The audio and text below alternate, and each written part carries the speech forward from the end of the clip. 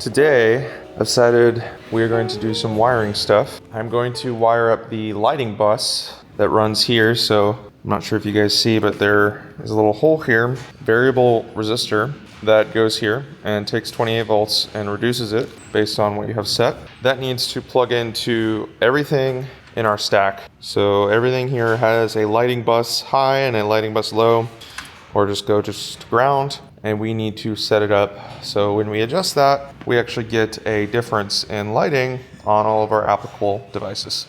So yeah, let's just get to it. And something I'm going to quickly do is take this flaps controller and wire it up to this, because this is what will allow me to do all of the wiring that I need to do before I actually install this permanently. So we might as well just wire up everything that we can. And then this will allow us to also, if we ever need to take this out for whatever reason, like replace it in the future, you won't have to redo the entire wiring, which would really suck. So I'm just going to connect this to a connector, so it'll be relatively easy to take out and put back in if you need to.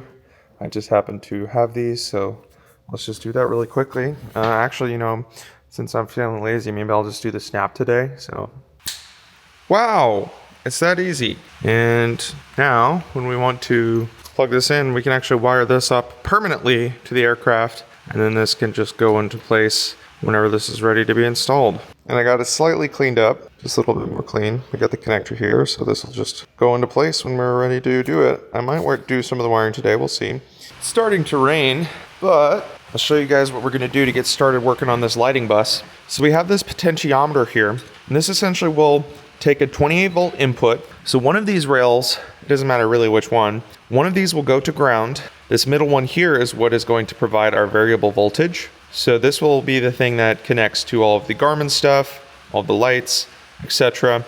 We are going to wire up a ground wire, a power wire, and also going to wire up this middle wire so this can be spliced in to all of our Garmin stuff so we can adjust the backlight as we please. There we go. So I got the power, the signal wire, and the grounding wire. It's going to put some heat shrink tubing. It is starting to rain, so I can't even hear myself.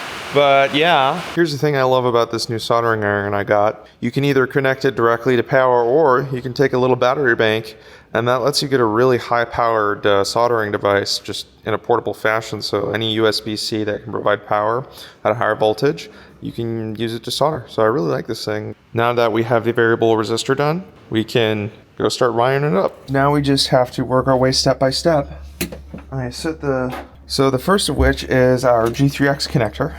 Here's the lighting bus that I need it connected to. I believe this is just the lighting bus high, and it uses ground as a low point. So let's just get that connected up, and we'll just start this lighting bus off with that. And then we'll wire up the rest of the lighting bus over here. We'll run it through and just keep connecting all of these different things to it. Let's get to it.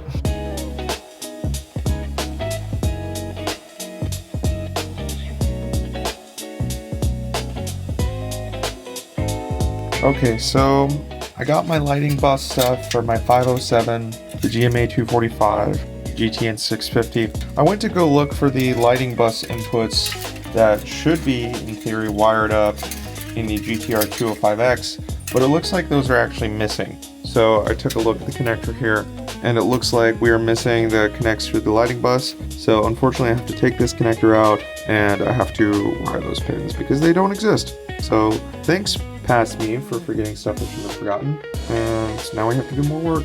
Thank you. Let's just do that.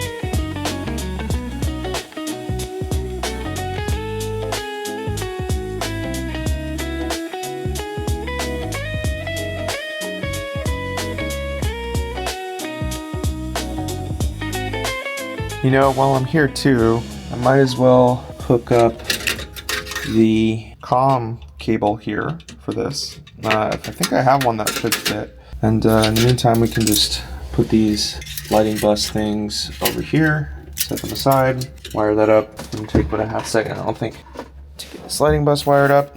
But let me take a look at maybe plugging these antennas back in. Okay, this one is for our COM. This one used to go to the KY96, so we can use this one to connect our COM2. I just have a cable here. just so happens. Although this one is female to female, what I need is a male to female. Might not have one of those. I think I only have female to females. I might need to order some here in a second and get them because I don't think I have one that fits actually. Or I might, let me double check to see if I have an adapter laying around. But so it turns out I do not have an adapter, unfortunately, but I ordered one. It's on the way. Shouldn't be that big of a deal, honestly. But we can reconnect, I think I think this might be one of these needs to be the antenna, obviously, for the GTN. But I need to find out where that is, because one of these is a GPS antenna, and the other one, I think, is for comm. But we also should have a nav floating, I think, around here on the GTN. Looks like it might have gotten disconnected. Yeah, I think this is the one that may have gotten disconnected. Looks like the connection is still good. Let's see. Looks like it just came loose, which I sort of don't like. I don't think it's supposed to do that. I think this jacket needs to be recrimped. Otherwise, it's going to fall out. So let's just do that real quick. I can actually find my wire for this. So I'm just going to replace this with a different cable. I got some longer ones. Should work just fine. In fact, they will be slightly better because they're a little bit more to spec than those. Weigh a little bit less, a little bit better shielding. Should be pretty decent. Here's that GPS cable I was looking for. I just checked the spec. I think this one might be the wrong size, so I have to order some new ones. And I'll get back to you guys in a bit. Okay, I got the proper cable. This one should be fine to connect. I think I need more length for that to be able to work. It's just not long enough.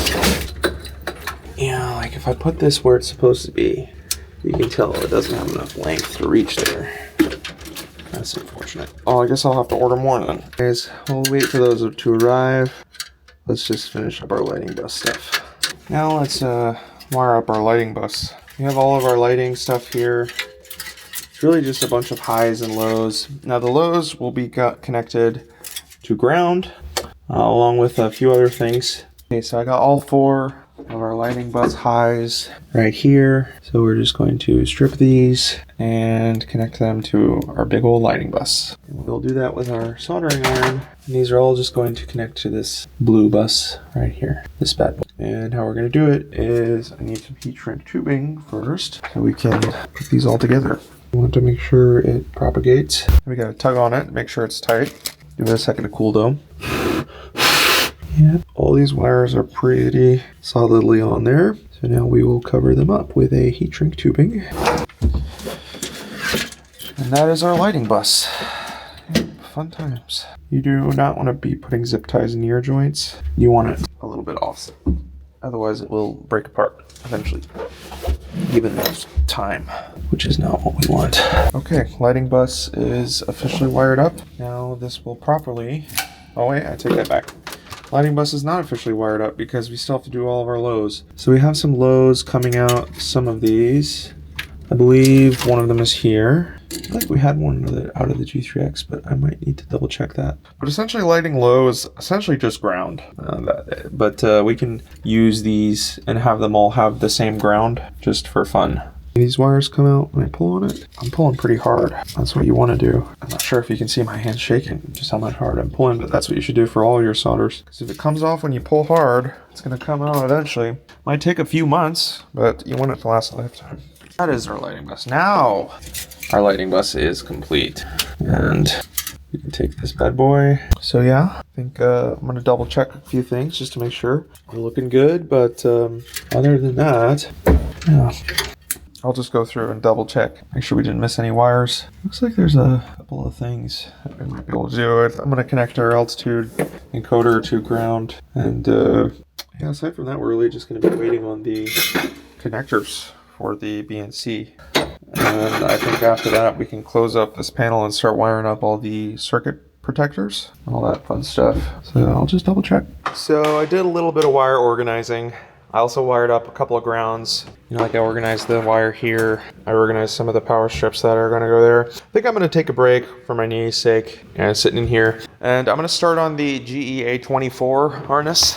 So there's, I believe, 1 or 2 more connectors that need to be done. And we can sit down and actually take the wires, for instance, for the manifold pressure, for the oil pressure, stuff like that, and just wire it up. For instance, this one I believe goes to the hydraulics. So we can just take this, wire it up into our connector. Let's just get started on doing that. Might as well just wrap that up. Then I'll go back in there and probably do the power and ground for the other servo. But yeah, let's just do that for now and then get back to the other stuff. Okay, so here's our remaining 2 connectors.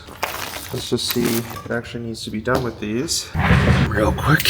First, I'm going to actually wire up our fuel pressure.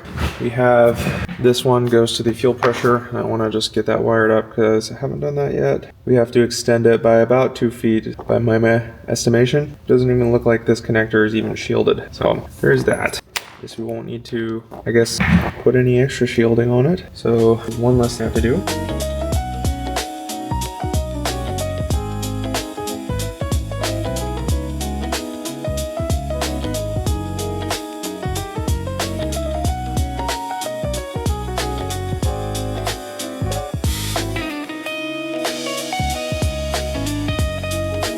Looks like we're done with this connector for now. We still need to wire up the shunt and the fuel flow, but all the other connectors that are going to go here are in here. So now we can work on this connector. And yeah, I'm just going to set this aside. Now I'm just working on the second connector. Got the hydraulic wired up. I'm going to wire up the discrete input. This is going to be input from our gear to let us know that we are up. This discrete input is, and the other 2 is for the master warning and master caution light. Discrete in is pin number 40. Pin 40, it's our discrete in. These are will be master warning. So master warning for those taken care of.